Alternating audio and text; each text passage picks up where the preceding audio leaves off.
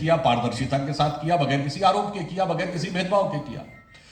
दूसरे कार्य वो होते हैं जो पूर्ववर्ती सरकारों ने सोचा, करने का प्रयास किया, पर शायद हिम्मत नहीं कर पाए। उस कार्य में, उस श्रेणी में कौन से कार्य आते हैं? जैसे जीएसटी, जैसे सर्जिकल स्ट्राइक। वो दावा करते हैं ना, सोचा, और करने के लिए जो दृढ़ता चाहिए थी, वो दृढ़ता शायद नहीं दिखा पाए। तीसरी श्रेणी में वो कार्य आते हैं जो शायद पहले के लोगों के ध्यान में ही नहीं आए। वो क्या है? देखिए, भारत को यदि विकसित देश बनना था, हमें विकास के ऊंचे सोपान पर पहुंचना था, तो दो चीजों का सबसे ज्यादा रिक्वायरमेंट होता ना, इंफ्रास्ट्रक्चर और पावर, बिजली। अब पावर की हमें अगर अपनी रिक्वायरमेंट, एनर्जी की रिक्वायरमेंट्स पूरी करनी है, तो मानी हुई बात है कि अगर हम कन्वेंशनल फ्यूल से ही चलेंगे तो बहुत समय लगेगा, और आजकल कार्बन इंप्रिंटमेंट और इन्वायरमेंटल इश्यूज जैसे आते जा रहे हैं, वो अनेक प्रकार की बाधाएं थी। तो तुरंत यह विचार हुआ कि देखिए, समस्या और समस्या का समाधान कैसे हो सकता है। यद्यपि आजकल तो पश्चिमी भारत में ही पानी ज़्यादा बरस रहा है, परंतु सामान्यतः पश्चिमी भारत का वो हिस्सा जो गुजरात और राजस्थान है, यहाँ पर पानी कम बरसता है, परंतु सूर्य देव का प्रताप बड़ी प्रखरता के साथ दिखता है। जो पूर्वी भारत का हिस्सा है, जिसमें बिहार के आगे आप उड़ीसा, बंगाल और असम में चले जाएं, तो वहां पर पानी बहुत ज्यादा बरसता है, तो बाढ़ की समस्या रहती है। तो अब आप देखिए, विचार ये कि यदि यहां पर सूर्य ज्यादा प्रभावी है, तो सोलर एनर्जी के बेसिस इस तरफ बनाए जाएं, और जहां पानी ज्यादा बरसता है वहां ड्रेजिंग करके इनलैंड वाटरवेज की शुरुआत वहां से की जाए। तो हल्दिया, वाराणसी से हल्दिया तक पहली बार इनलैंड वाटरवेज की शुरुआत हुई। चलिए, यहां तक तो फिर भी सोचा होगा। सोलर एनर्जी में हम बहुत कई गुना आगे बढ़े हैं, और 2030 तक हमारा लक्ष्य है कि 40% से ऊपर, मोर देन 50% हमारी एनर्जी क्लीन एनर्जी हो जाएगी। परंतु सोलर एनर्जी के लिए एक इंटरनेशनल सोलर अलायंस बना, और उसका केंद्र दिल्ली के पास गुरुग्राम में बना, यह किसी ने नहीं सोचा। दूसरा विचार, हर व्यक्ति को स्वास्थ्य सुविधा मिलनी चाहिए, पर हम स्वास्थ्य के मामले में पश्चिम का अंधानुकरण करने लगे। हम वो सारी वही अंग्रेजी दवाएं खाइए, केमिकल प्रोसेस दवाएं खाइए, फिर उसके अनेक प्रकार के साइड इफेक्ट्स हैं देखिए। जबकि हमारे पास ज्ञान का इतना बड़ा स्रोत था, तो अब क्या हुआ? आयुर्वेद बढ़ाने का तो सोचा होगा, पर WHO में एक ऑर्गेनाइजेशन फॉर कन्वेंशनल मेडिसिन बनेगा, और उसका केंद्र भारत में बनेगा, यह किसी ने नहीं सोचा। क्योंकि हमारे ही पास सबसे ज्यादा स्ट्रक्चर्ड कन्वेंशनल मेडिसिन का वो ज्ञान है, और इसमें सहभागिता के लिए हर किसान को, हम अपनी भूमिका की बात कहते हैं ना, यदि वो हर्बल मेडिसिन उगाते हैं तो उसके लिए उनको सुविधा देना, उनको नॉलेज देना, उनको इनिशिएट करना, उनको मोटिवेट करना, वह कार्य भी किया गया। यह विचार किसी ने पूर्व में नहीं सोचा होगा। इसलिए मैं कहने का यह प्रयास करता हूं कि हम वह कार्य भी करें जो बाकियों ने सोचे, वह कार्य भी किए जो दूसरे नहीं सोच पाए। क्योंकि अगर हमें विकास करना है तो थोड़ा सा आउट ऑफ बॉक्स थिंकिंग। दूसरा उदाहरण देता हूं, भारतीय संस्कृति बहुत श्रेष्ठ है, इस बारे में पूर्ववर्ती लोग भी कहते रहे, परंतु श्रेष्ठता का वास्तविक उद्घोष किस रूप में होना चाहिए? अभी आप देखिए, पिछले महीने, 2-3 महीने पहले की बात है, प्रधानमंत्री जापान गए थे, उनका उद्बोधन आपको ध्यान है? उसमें उन्होंने 2 बातें बोली थी। एक, जापान के देवता है दाइकोतुन, जिसका उल्लेख किया था, वो भैरव के प्रतीक है। जापान में एक देवी है बैजेंटीन, वो जानते हैं, विद्या की देवी मानी जाती हैं, हाथ में वीणा है, कमल पे विराजती हैं। अब कहने की आवश्यकता नहीं है कि वो किसका प्रतीक है। ये हमारा एक प्रभाव वहां तक था, और उसके बावजूद इतना ही नहीं, आपको पता है कि इंडोनेशिया वर्ड का मीनिंग क्या है?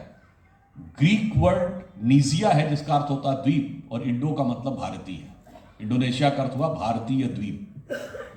यह हमारा प्रभाव था। यदि आप उत्तर में जाएं तो मंगोलिया की संसद के ऊपर एक बहुत बड़े घोड़े की स्टैचू लगी है। वो वहां घोड़े की सबसे अच्छी ब्रीड मानी जाती है। उस ब्रीड का नाम है कनथक और कनथक नाम था, जैसे महाराणा प्रताप के घोड़े का नाम चेतक था, भगवान बुद्ध के घोड़े का नाम कनथक था। ये हमारा नाम। और मैंने बताया कि डाइकुतुन इधर तक नजर आते हैं, तो अगर आप देखिए तो आप वेस्ट में जाइए तो अब इसे संयोग ही मान लीजिए, परंतु अमेरिका के मूल निवासियों को क्या कहा जाता है? Red Indian. यानी वो इंडिया को खोजने के लिए गया था ना कोलंबस। और उसके साथ एक और आपको फैक्ट बताता हूं, शायद आप लोगों में से कुछ लोगों को पता हो और कई लोगों को न पता हो। 1840 और 50 के आसपास ये जो आज का अमेरिका है ना, पहले इतना बड़ा अमेरिका नहीं था 50 राज्यों का। ये न्यूयॉर्क, न्यू जर्सी, कनेक्टिकट के आसपास के कुछ राज्य थे। फिर धीरे धीरे दक्षिण का बहुत सा इलाका मैक्सिको से लिया और पश्चिम में जहां सैन फ्रांसिस्को, लॉस एंजल्स तक, कैलिफोर्निया तक पहुंचा। तो क्या हुआ कि ईस्ट कोस्ट से वेस्ट कोस्ट तक एक सड़क बन रही थी। वो बहुत बड़ा इलाका है, सड़क पे बहुत खर्चा आ रहा था। तो इसमें प्रश्न उठाया गया कि इतना खर्चा करने की जरूरत क्या है कि वॉशिंगटन से लेकर सैन फ्रांसिस्को तक सड़क बनाई जाए। तो जानते हैं उसका क्या जवाब दिया गया? 1840-50 की बात, कि भारत से व्यापार करने का जो पूर्वी रास्ता है उस पर ब्रिटेन का कंट्रोल है, इसलिए ब्रिटेन हमें कभी भारत से व्यापार नहीं करने देगा। कौन कह रहा? अमेरिकन कह रहे हैं, और ये अमेरिकन कांग्रेस में भी कहा गया। तो भारत से व्यापार करने के लिए हमें पश्चिमी रास्ते से ही व्यापार करना होगा, और अगर पश्चिमी रास्ते से व्यापार करना है तो पश्चिमी छोर से यहां तक सड़क होनी जरूरी है, क्योंकि बगैर व्यापार करे हमारी उन्नति नहीं होगी। इसलिए उस सड़क को अमेरिकन हिस्ट्री में पैसेज टू इंडिया कहा जाता है। अब इतना व्यापक प्रभाव सैन फ्रांसिस्को से लेकर जापान तक क्या दुनिया में किसी देश का है? अगर उसके बावजूद हम कभी अपनी बात कहते ही नहीं थे, तो फिर प्रकट होकर क्या कहा गया? जिस दिन योग दिवस की बात कही गई, और योग आज आपने देखा किसी को नहीं करना था, सरकार को नहीं करना था, हमको आपको करना था। और हम सब मोटिवेट होकर किए और दुनिया में सब जगह वो होने लगा। और अगर आप देखें तो विश्व में कोई ऐसा देश नहीं है जिसकी संस्कृति, जिसके ज्ञान और जिसके धर्म का यह प्रभाव, इतना सकारात्मक प्रभाव पूरी दुनिया में दिखाई पड़े कि संयुक्त राष्ट्र संघ के 173 या 74 देश उस प्रस्ताव के समर्थक नहीं बने थे। They became the second proposer, यानी दूसरे प्रस्तावक बने। होता समर्थक बनना यानी सपोर्ट करना, और एक होता है कि सेकेंड प्रपोजर बनना। और योग कहां से आता है? अभी जो श्लोक बोला जा रहा था, ओम अग्निमीडे पुरोहितम यज्ञस्य देवम ऋत्विजम होतारम रत्नघातमम, ये ऋग्वेद का प्रथम श्लोक है। और छठ वेदांग में है सांख्य, न्याय, वैशेषिक, योग, मीमांसा, वेदांत। वहां से स्वास्थ्य का वह प्रभाव दिखाई पड़ता है। इतना बड़ा प्रभाव हमारे पास है। और कभी कोई दुनिया में आपने सुना है कि किसी धर्म ग्रंथ में स्वास्थ्य संबंधी चीजें दिखाई पड़ रही हो, और वो ऐसी हो जो सिर्फ कहीं सुनी नहीं हो, अनुभूत की जा सकती हो और हमारे आपके द्वारा प्रतिपादित की जा सकती, वो हमारे यहां दिखाई पड़ता था। तो आपने देखा कि वो एक नए स्वरूप में दिखाई पड़ा। तो ये मैंने सिर्फ ये कहने का प्रयास किया कि वो चीजें कभी किसी ने सोचा नहीं होगा कि इंटरनेशनल योग डे होगा, 170 से अधिक देश उसको समर्थन करेंगे, और उसके बाद दुनिया में हर तरफ उसका इतना प्रभाव दिखाई पड़ेगा। परंतु ये तो सोच अपनी जगह है, पर इससे ज्यादा बड़ी बात यह है कि विकास में हमारी भूमिका तब सुनिश्चित होगी जब हम विकास की दिशा क्या होनी चाहिए यह भली भांति समझ सकें। यह काम करना सत्ता का काम नहीं, हमारा सोचने का काम।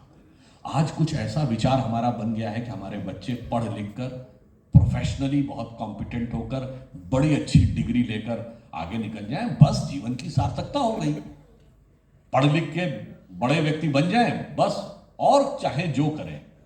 अब आप सोचिए, यदि पढ़ना लिखना ही और विकसित होना ही सबसे बड़े उसका प्रतीक है, तो एक पढ़ा लिखा चार्टर्ड अकाउंटेंट याकूब मेनन बन सकता है, डॉक्टर अफजल गुरु बन सकता है, सॉफ्टवेयर को जानने वाला बुरहान वानी बन सकता है।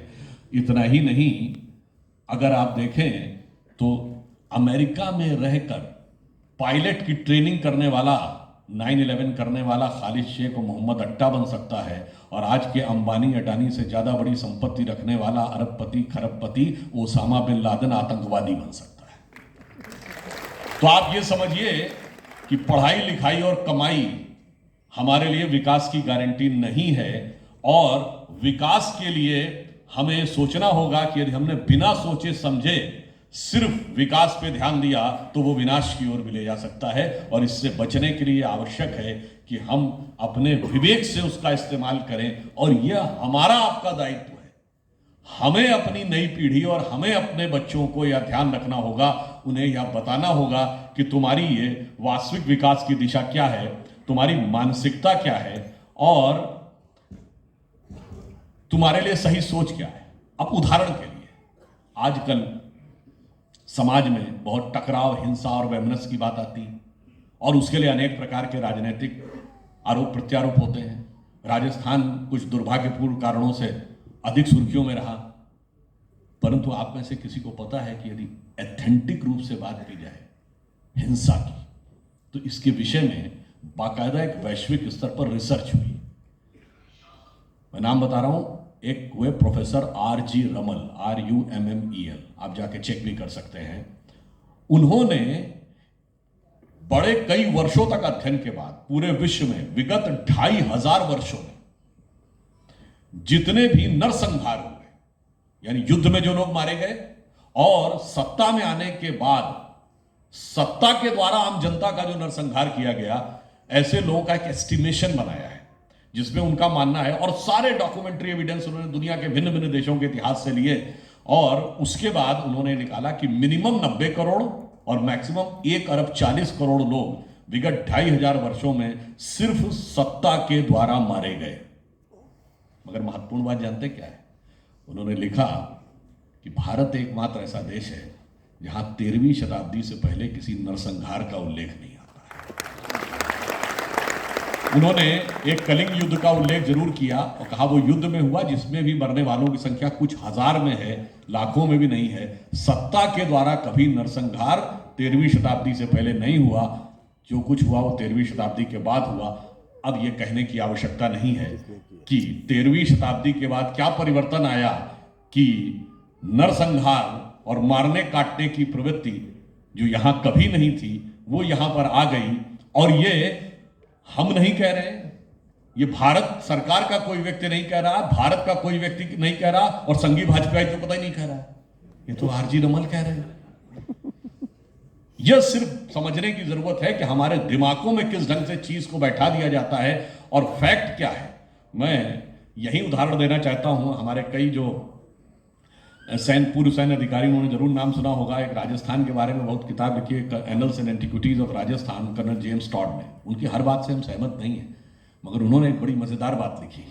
उन्होंने ये बात लिखी कि यूरोप में थर्मोपाइल के युद्ध को बड़ा वीरता और शौर्यता का प्रतीक माना जाता है। उन्होंने कहा जब मैं राजस्थान में आता हूं तो मुझे ऐसा प्रतीत होता है कि राजस्थान के तो चप्पे चप्पे में थर्मोपाइल जैसी वीरता भरी है।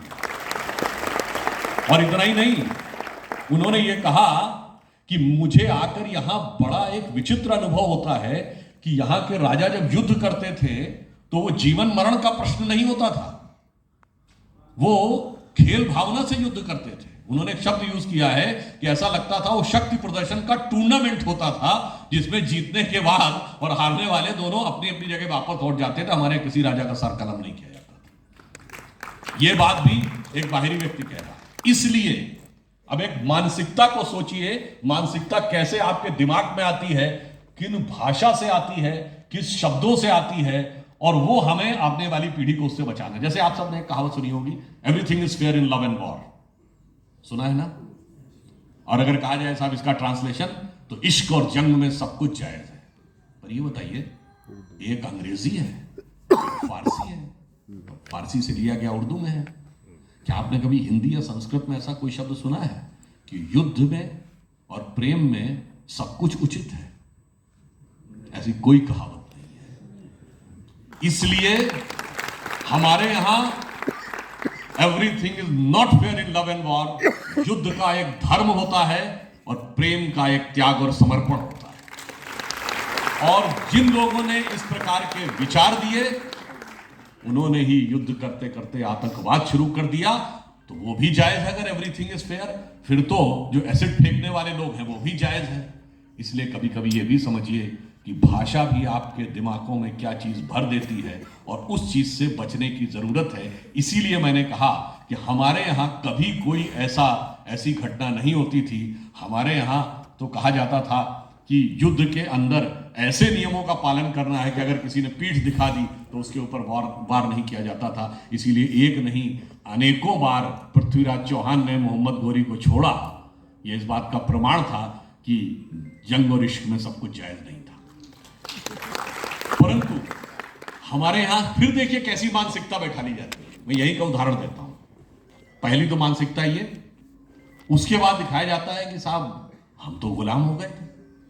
ठीक है साहब, महाराणा प्रताप हल्दी घाटी का युद्ध हार गए थे, यही तो पढ़ाया गया ना इतिहास में, हम सब ने पढ़ा है। देखिए कोई राजा युद्ध हारा, इसके तो डिफाइंड पैरामीटर्स है ना, 4 डिफाइंड पैरामीटर है। नंबर 1 वो मार दिया गया हो, नंबर 2 वो बंदी बना लिया हो गया हो, नंबर 3 उसने टैक्स देना शुरू कर दिया हो, नंबर 4 या कम से कम दरबार में जाकर हाजिरी लगा दी हो। अब महाराणा प्रताप ने इन चारों में से क्या काम किया था? अगर कुछ भी नहीं किया तो आपने किस आधार पर यह निष्कर्ष निकाल दिया कि वो हार गए? और फिर हम ये कहना चाहेंगे कि ये बात भी हमारे दिमाग में कैसे भरी गई। इस पे एक बहुत बड़े नोबेल लॉरेट हुए हैं, वीएस नायपॉल। इनको 2003 में नोबेल पुरस्कार मिला था साहित्य का अपनी किताब अमंग द बिलीवर्स के लिए। उन्होंने भारत के बारे में लिखा है कि भारत एक विचित्र देश है जहां पर राष्ट्र की भक्ति को मजबूत करने वाला इतिहास नहीं पढ़ाया जाता है, कमजोर करने वाला इतिहास पढ़ाया जाता है। कहा यह दुनिया का इकलौता देश है जो अपने लिखे इतिहास को प्रामाणिक नहीं मानता है, विदेशियों के लिखे इतिहास को प्रामाणिक मानता है। और कहते हैं उससे भी ज्यादा महत्वपूर्ण बात यह कि विदेशियों में भी जो इसके दुश्मन थे, जिन्होंने इस पे हुकूमत की, उनके लिखे इतिहास को प्रामाणिक मानता है। यानी इसीलिए उन्होंने किताब लिखी थी लेट 70s में, इंडिया ए वुंडेड सिविलाइजेशन। मैं ये क्यों कह रहा हूं? अरे भाई कितने चाइनीज यात्री आए, फाइयान, वेनसोंग, इत्सिंग, उन्होंने क्या लिखा भारत के बारे में वो भी तो बताओ ना। वो क्या लिखा, अलबरूनी ने क्या लिखा, उन्होंने क्या लिखा बताएंगे, मगर उसमें भी कैसे छुपा जाते हैं। देखिए मैं ये बात एकदम तथ्यात्मक आधार पर कह रहा हूं। आईने अकबरी में अबुल फजल ने लिखा है कि अकबर ने, मतलब औरंगजेब की बात नहीं कर रहे, चित्तौड़ दुर्ग को जीतने के बाद जो मंदिर बच गए थे अलाउद्दीन खिलजी के समय में, हिंदू और जैन मंदिर, उन सबको भी नष्ट किया। 30,000 लोगों को मारने के बाद उनके सर पर खड़े होकर गाजी की उपाधि धारण किए। कौन लिख रहा है? अकबर की ऑटोबायोग्राफी लिखने वाला खुद। और ये फतेहनामा चित्तौड़ में भी अकबर लिख रहा है, यानी जैसे गवर्नमेंट ऑर्डर जारी होता ना, उसमें भी लिखा है। और उसके बाद वीएस नायपॉल ने लिखा है कि अजब देश है, किसी भी देश में यदि युद्ध के बारे में होता है तो एक ही राजा महान माना जाता, चाहे वो जीता हो या हारा हो। कहते परंतु यहां पे जनता मानती है कि महाराणा प्रताप महान थे और इतिहास में लिखा जाता है अकबर महान थे। ऐसा विचित्र उदाहरण से भारत में देखने को मिलता। इसलिए मैं आपसे कहना चाहता हूं कि वह दिमागों में हमारे कैसे भरा जाता है और होना क्या चाहिए थी मानसिकता, और बना क्या की जाती मानसिकता। मैंने बचपन में एक कविता पढ़ी थी, वो ये थी कि एक सन्यासी हाथ में थाल में पूजा की सामग्री और फल फूल चढ़ाकर जा रहा है, तो कवि उससे पूछता है कि इधर प्रयाग न गंगा सागर, इधर न रामेश्वर काशी, कहां किधर है तीर्थ तुम्हारा, कहां चले तुम सन्यासी। तो सन्यासी जवाब देता है, मुझे न जाना गंगा सागर, मुझे न रामेश्वर काशी, तीर्थ राज चित्तौड़ देखने को मेरी आंखें प्यासी। यानी भारत के बलिदान और शौर्य का जो प्रतीक था उसे हमारी कमजोरी बता दिया गया। अभी मेजर जनरल साहब बता रहे थे कि अफगानिस्तान में अमेरिका दुनिया की सबसे sophisticated, technologically advance, most powerful army लेके 1 दशक तक रहने के बाद वापस चला गया। मतलब थोड़ा खराब शब्द लगेगा, मगर मुंह झुकाकर चुपचाप वापस चला गया। और उससे पहले रशिया इतनी पावरफुल आर्मी लेके 11 साल रहा, क्यों वापस चला गया? उस देश में जिसके पास अपनी एयरफोर्स नहीं थी, उस देश में जहां ज्यादातर शहरों में इंटरनेट छोड़िए बिजली तक नहीं थी, क्यों नहीं जीत पाए भाई? क्योंकि जैसा उन्होंने बताया कि अल्टीमेटली लड़ाई आत्मबल से जीती जाती है। अमेरिका के पास मशीनरी का एक्सपर्टीज थी, मशीनरी की इंजीनियरिंग थी, उनके पास कॉन्शियस की इंजीनियरिंग थी। हर कदम पे आदमी खड़ा था सर कटाने को तैयार। अगर आप याद करिए तो इस राजस्थान की धरती पर भी कोई इसलिए नहीं जीत पाया क्योंकि एक भी व्यक्ति सर झुकाने को तैयार नहीं था, सर कटाने को तैयार। इसके लिए कहा गया कि जमा सके अधिकार तनिक खिलजी लेकर हथियार नहीं, और ठहर सकी इस पर क्षणभर अकबर की भी तलवार नहीं। परंतु इतनी महान परंपरा को आज मैं आपसे पूछूं, एक आदमी ऐसा दिखा सकते हैं जो कहे सर कटा सकता हूं लेकिन सर झुका सकता नहीं ना? हमने पूरी परंपरा खड़ी की और उसको क्या कहा गया? अरे ये तो कमक्ल होते थे, तो ठस बुद्धि होते थे, इसलिए ये सर झुकाने को तैयार नहीं, कंप्रोमाइज नहीं करते थे, इसलिए मार दिए जाते थे। जनाब ये नहीं होता था। आप सोचिए, जब आज सैटेलाइट, ड्रोन, एटम बम के जमाने में एक फौज के लिए जीतना मुश्किल है, तो तीर तलवार के जमाने में जीतना आसान नहीं था। यह हमारी संघर्ष क्षमता का प्रतीक था और हमारे दिमागों में वो दूसरे ढंग से भर दिया गया।